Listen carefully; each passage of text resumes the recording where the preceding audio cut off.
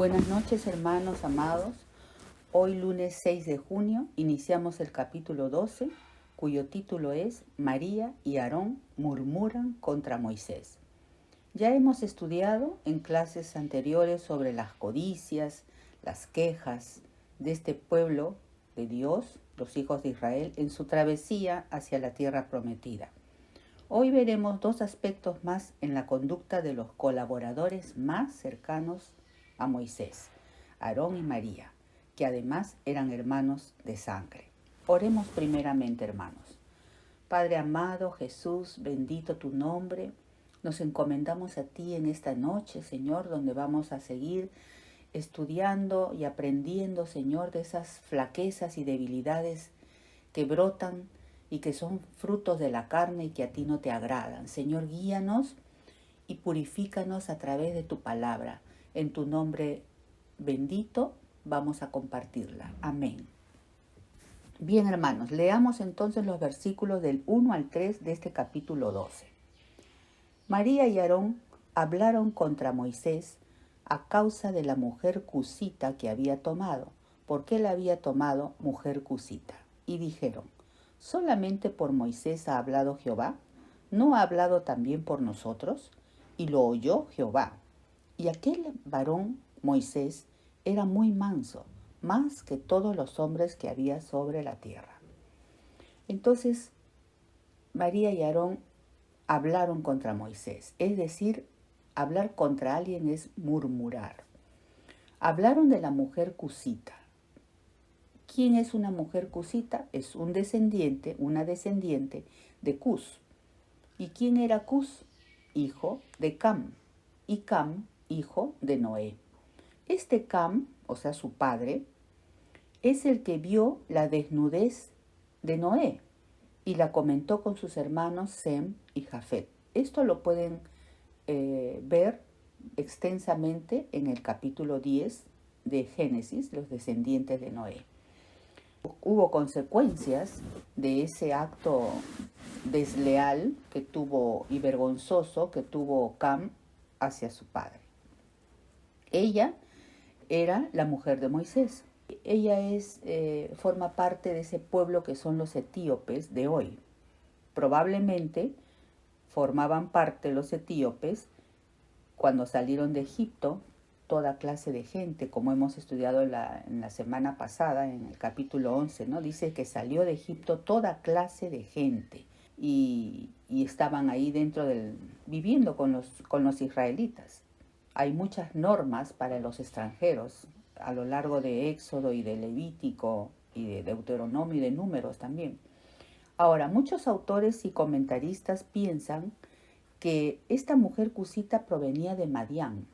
Y en verdad, porque también hay una población que son los cusitas, Cusán, como se menciona en Habacuc, en el capítulo 3:7, donde dice: he visto las tiendas de Madián, dice Habacuc, las tiendas de Cusán en aflicción y temblando.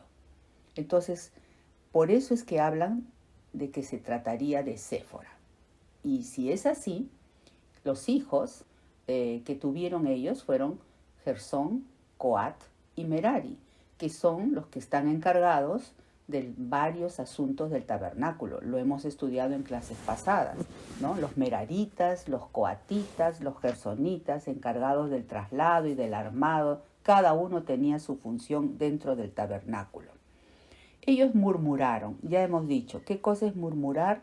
Hablar contra alguien, ¿no? Murmurar es quejarse también, es hablar del otro censurándolo, exagerando y perjudicando.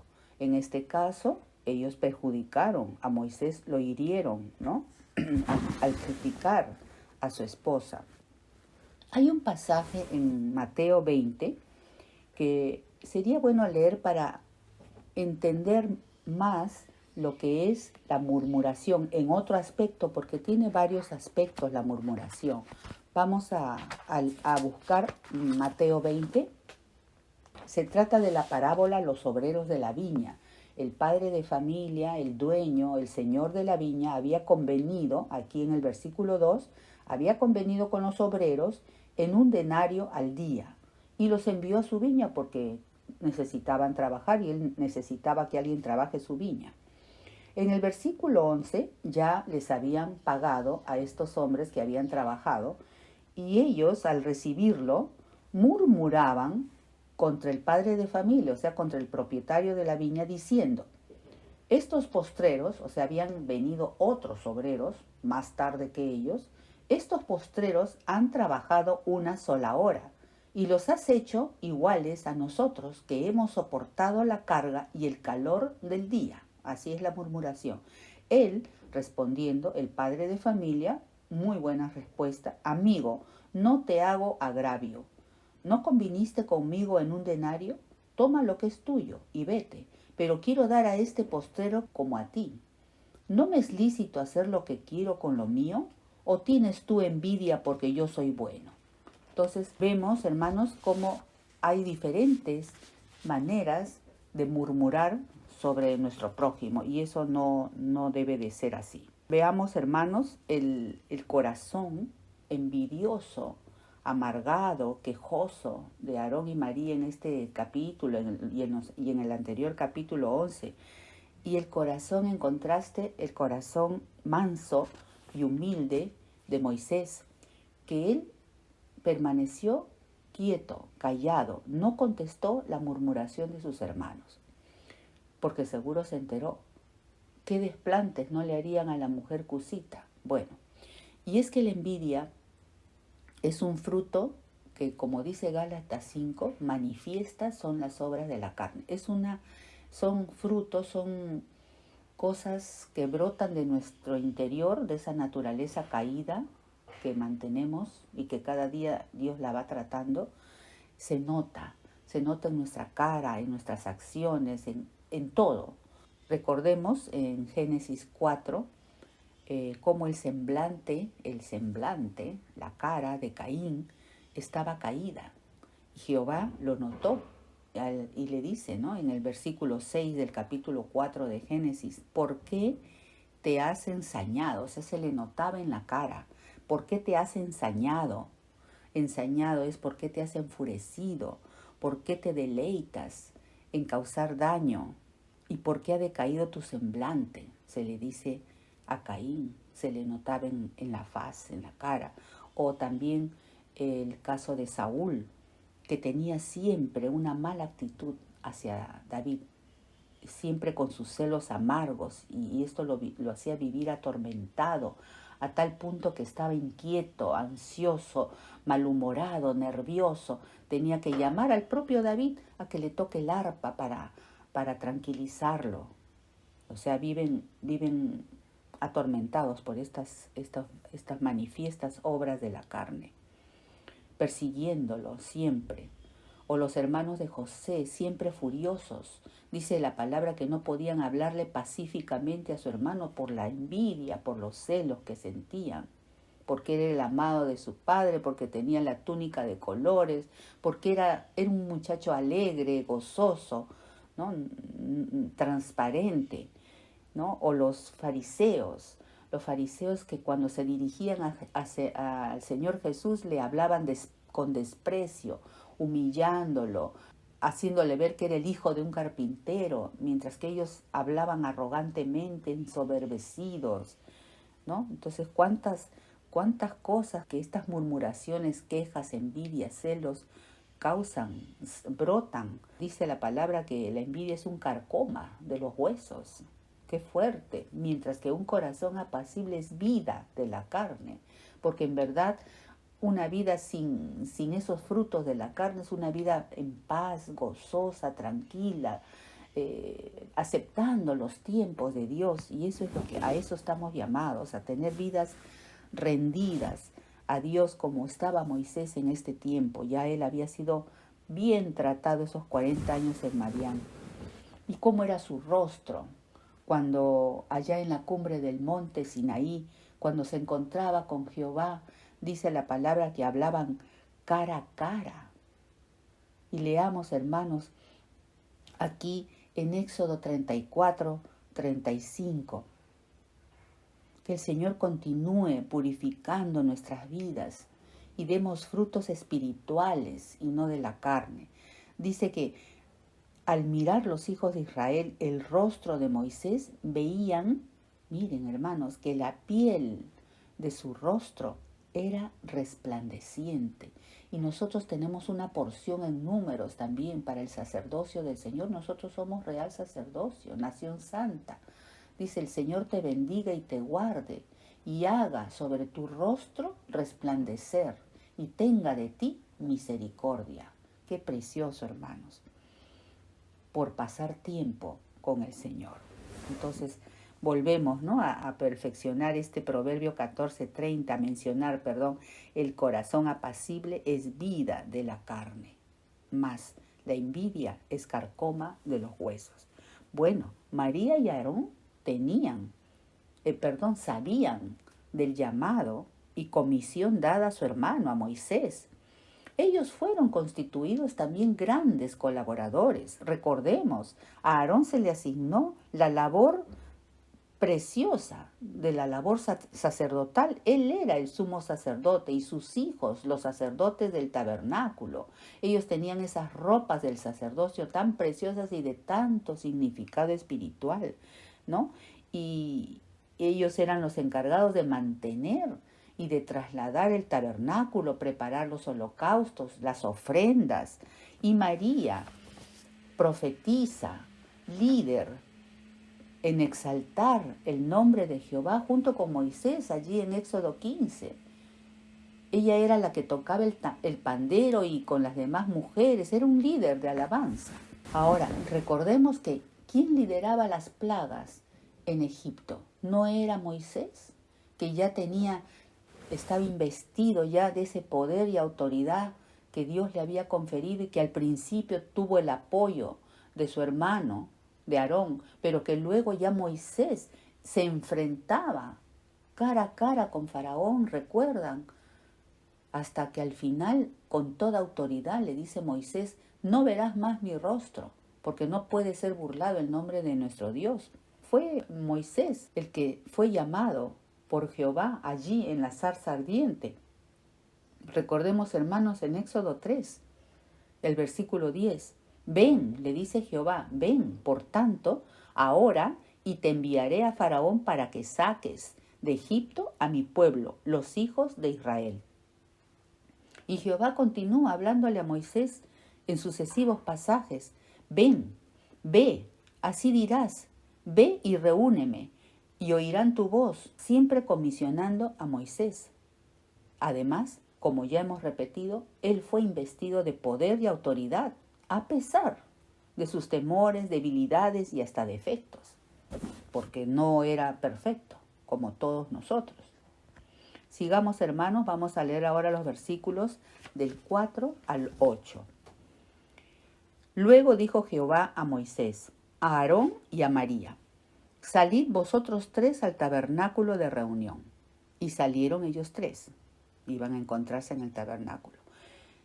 Entonces Jehová descendió en la columna de la nube y se puso a la puerta del tabernáculo y llamó a Aarón y a María y salieron ambos. Y él les dijo, oíd ahora mis palabras. Cuando haya entre vosotros profeta de Jehová, le apareceré en visión, en sueños hablaré con él. Muy bien.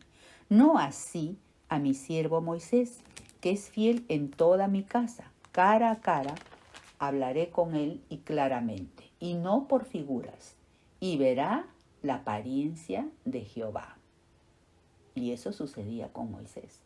¿Por qué, pues, no tuvisteis temor de hablar contra mi siervo Moisés? Clarísimo lo que Jehová les habla a María y a Aarón, porque él ha oído esa murmuración en el versículo 3. Entonces ahora aparece en la nube y habla con mucha autoridad y decisión nuestro Dios. Y ves identificado a Moisés como alguien definitivamente levantado por él, cuando dice, mi siervo Moisés, que es fiel en toda mi casa, cara a cara hablaré con él y verá mi apariencia. Aarón y María habían hablado injusta e insensiblemente contra su hermano, y ahora Jehová habla justa y verazmente. Qué contraste, ¿no? La perfección de Dios y la debilidad de nuestras carnes. Nuestras lenguas, hermanos, son muy prontas para murmurar y hablar mentiras, maldades, engaños. Y tenemos un Dios que es totalmente opuesto, es recto y veraz. Leamos estas porciones de Deuteronomio 32 para entender la rectitud de Dios y el obrar que Él hace en nuestras vidas. En el versículo 4 de Deuteronomio 32 dice, Dios de verdad y sin ninguna iniquidad en Él. Qué precioso. Es justo y recto. Eso debemos de siempre tener en cuenta, hermanos. Nuestro Dios no es bonachón, como siempre nuestra pastora nos dice. No es jojojo, jojojo. No, Él es recto y justo. Y tiene que aplicar su rectitud y su justicia a lo que está mal. La corrupción, en el versículo 5, dice, no es suya. De sus hijos es la mancha, generación torcida y perversa. La palabra está viniendo, hermanos. Con estas son 3 semanas que tratamos sobre quejas, celos, envidias, codicias, murmuraciones. Y hasta en el día domingo se ha tocado este tema de estar centrados en nosotros mismos. Así es de que atesoremos lo que el Señor quiere purificar en nuestras vidas, a fin de que seamos cabales y seamos cada día más como nuestro Señor Jesús. Vamos a continuar el estudio de los versículos 9 y 10. Entonces la ira de Jehová se encendió contra ellos y se fue. Y la nube se apartó del tabernáculo, y he aquí que María estaba leprosa como la nieve. Y miró Aarón a María, y he aquí que estaba leprosa. Bueno, disciplina, juicio divino, la nube se aparta de ellos, Aarón y María se ven confrontados en su pecado, ahora están aislados, fuera del tabernáculo, para que experimenten las consecuencias de su mal proceder. Se miran los dos, estaban avergonzados, solos, como ya hemos dicho, con miedo, y se miraron y se detectó que la hermana, María, estaba leprosa. Ahora, ¿por qué solo se afectó María? Probablemente ella fue la cabecilla, a la que se le ocurrió la murmuración, y su hermano, el portavoz, ¿no?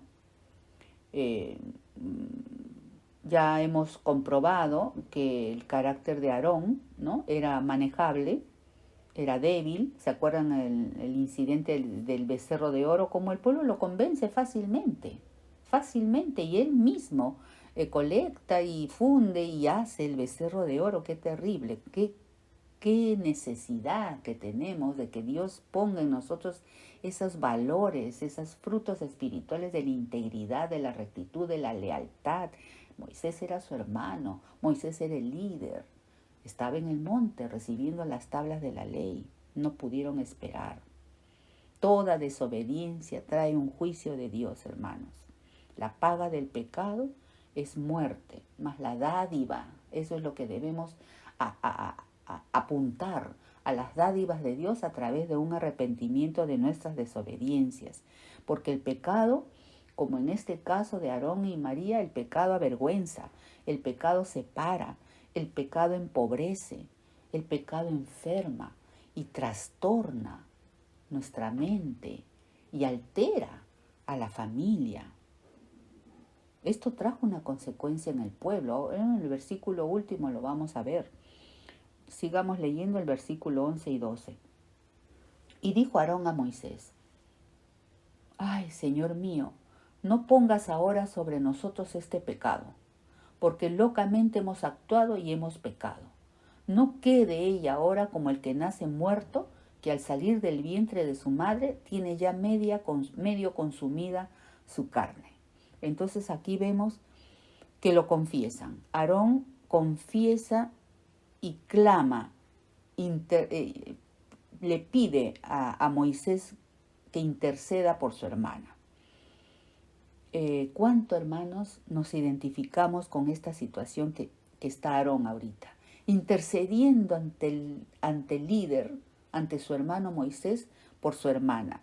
¿Cuánto nos identificamos, como digo, cuando estamos pasando por alguien en nuestra familia muy próximo a nosotros o por algún hermano en la iglesia? ¿Cómo intercedemos de corazón, rogando, clamando, suplicándole al Señor que tome a su cargo, que tenga misericordia, que envíe sanidad o que envíe su voluntad perfecta para cuantas cosas le intercedamos por la vida de nuestra familia, de nuestros hermanos en la congregación? ¿Cuántas veces no nos hemos puesto a interceder por ellos, hermanos? En el Salmo 32 es este reconocimiento de Aarón y María. Como dice el versículo 5, dice, mi pecado te declaré. Ellos están diciendo, locamente hemos actuado y hemos pecado, lo confiesan, hemos pecado. Mi pecado te declaré y no encubrí mi iniquidad. Así es. Dije, confesaré mis transgresiones a Jehová. Amén. Y tú perdonaste la maldad de mi pecado. Gloria a Dios. Tenemos un Dios bondadoso, misericordioso. Es recto y justo, sí. Hay una consecuencia, sí. María está leprosa, pero está la intercesión, está el clamor, está la súplica, está la oración para que Dios perdone la maldad de nuestras faltas. David confiesa su pecado. Acá Aarón y María confiesan su pecado. Y en el Salmo 51, que también es de David, dicen cosas mucho más preciosas. Por ejemplo, en el versículo 4 dice, contra ti solo he pecado y he hecho lo malo delante de tus ojos, arrepentimiento genuino, hermanos, para que seas reconocido justo en tu palabra. Yo soy el injusto, yo soy la injusta, tú eres el justo. De mí es la falta, Señor, pero clamo, intercedo porque tú me limpies. En el 6, he aquí tú amas la verdad en lo íntimo y en lo secreto me has hecho comprender sabiduría. Purifícame con hisopo y seré limpio. Lávame, es lo que estás suplicando Aarón por su hermana. Lávala y seré más blanco que la nieve. Esconde tu rostro de mis pecados y borra todas mis maldades. No me eches de delante de ti. En otro versículo, ustedes revisen, todos los días debemos de leer el Salmo 51. Crea en mí, oh Dios, dice el salmista, y eso igual, con ese deseo, crea en mí, oh Dios, un corazón recto, un corazón puro, un corazón noble, y renueva dentro de mí un espíritu recto. Terminemos con la última parte, el versículo 13 al 15. Entonces Moisés clamó a Jehová, diciendo, te ruego, oh Dios, que la sanes ahora. ¿Con qué fervor le pediría al Señor, no? Que la sanes ahora. Respondió Jehová a Moisés, pues si su padre hubiera escupido en su rostro, ¿no se avergonzaría por 7 días? Sea echada fuera del campamento por 7 días, y después volverá a la congregación. Así María fue echada del campamento 7 días, y el pueblo no pasó adelante hasta que se reunió María con ellos. La mansedumbre, la humildad se evidencian en Moisés, la bondad, hermanos, ese perdón a esa murmuración sobre su esposa. El solícito intercede, te ruego que la sanes, le dice. Te ruego, Dios, que la sanes ahora. Intercede por la salud de María, su hermana, y Jehová manda aplicar las normas sanitarias. Sea echada 7 días del campamento. En Números lo hemos visto, en el capítulo 5 dice, manda a los hijos de Israel que echen fuera del campamento a todo leproso. O sea, estaban cumpliendo con la ley, ¿no? Que decía que todo leproso tiene que estar fuera porque hay contaminación del resto del campamento. Y tuvo que estar 7 días fuera del campamento en vergüenza, afrentada, lamentando su proceder. Y no sabía hasta cuándo estaría así. Ella estaba leprosa y probablemente ella pensaba que se iba a quedar así, porque todo pecado tiene justa retribución, pero Acá Jehová dice, si su padre hubiera escupido en su rostro, o sea, Jesús sanaba muchas veces de esa forma, de su espíritu, de su aliento, él traía sanidades, o tocándole el manto. Tenía una multiforme maneras de sanar a los enfermos. Y acá dice, si su padre hubiera escupido en su rostro, ¿no se avergonzaría por 7 días? O sea, ella estuvo 7 días fuera por causa de cumplir la ley sanitaria, pero Dios la sanó, la limpió, porque si ustedes leen el Levítico 13, es todo un rito de los leprosos. Tienen que ir al sacerdote por 7 días, el sacerdote tiene que examinar las heridas, la declara sana, la declara inmunda, diferentes etapas para declarar completa sanidad o para declarar que ya es inmunda y que no va a sanar. Hay todo un proceso. Sin embargo, María 7 días estuvo fuera porque Dios lo impuso así, porque así era la norma, pero ella quedó sana, limpia, y se reunió hasta que se reunió María con el resto del pueblo. Gloria a Dios, hermanos. Y finalmente en el versículo 16 dice, después el pueblo partió de Hazerot, donde se habían detenido, donde ocurrió la murmuración, y acamparon avanzando en el desierto de Parán. Pero desde luego se perjudicó el pueblo, estancándose allí por 7 días, mientras que el Señor trataba con Aarón y María, ¿no? Y hermanos, hoy pedir perdón es como un acto de cortesía. Hoy en día se toma la pedida del perdón, o sea, las disculpas, ¿no? Te brindo las disculpas del caso.